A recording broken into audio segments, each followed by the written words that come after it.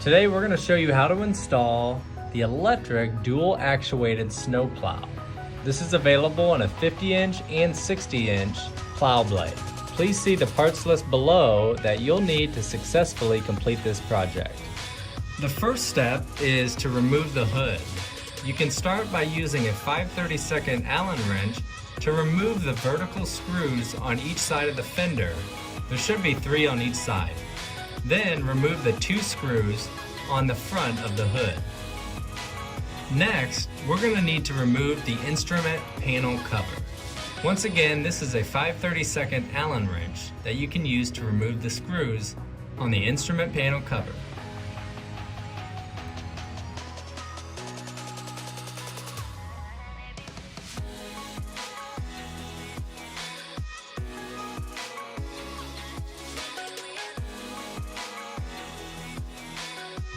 After you've successfully removed the cover, set it aside, and now we're going to remove the 2 switch blanks from the dash.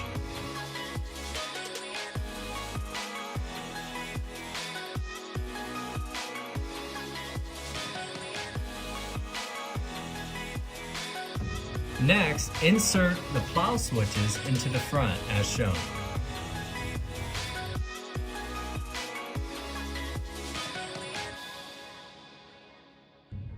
The next step is to attach the snowplow to the front receiver hitch of the vehicle. Line up the first hole in the plow with the clevis pin hole in the hitch. Insert the clevis pin to captivate the plow into the receiver. Insert the hairpin retainer into the clevis pin to lock it in. Next, lay in the main snowplow harness on the front passenger side of the frame. Route the 2 connectors through the passenger side frame bracket as shown.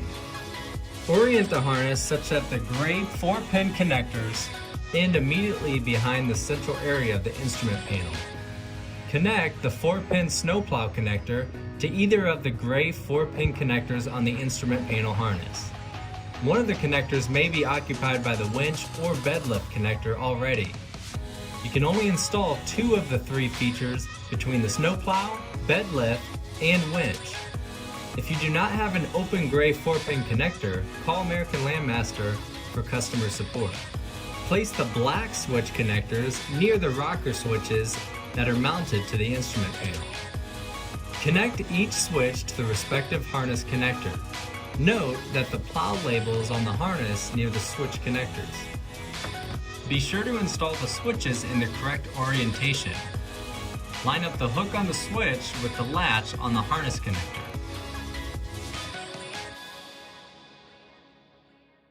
Take a look at the image shown to ensure that your connection is in the correct orientation.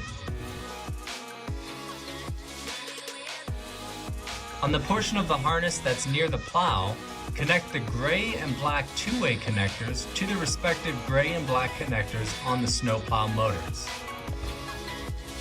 Once all connections are made, tie wrap the main harness to the frame about every 12 inches from end to end. Be sure to tie wrap up the harness near the snowplow motors to prevent any damage while moving snow.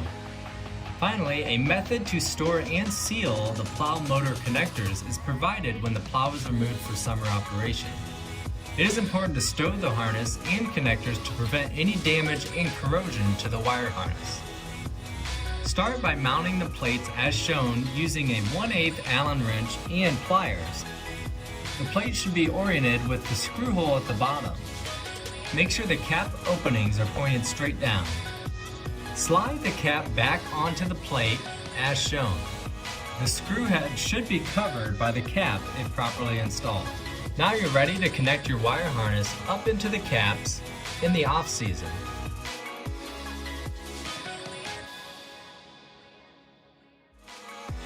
Now it's time to test out the snowplow. With the ignition key on, turn on the headlights. Verify that the 2 new snowplow switches illuminate. Press the snowplow up switch. The snowplow should raise up. When you press the down switch, it should go down.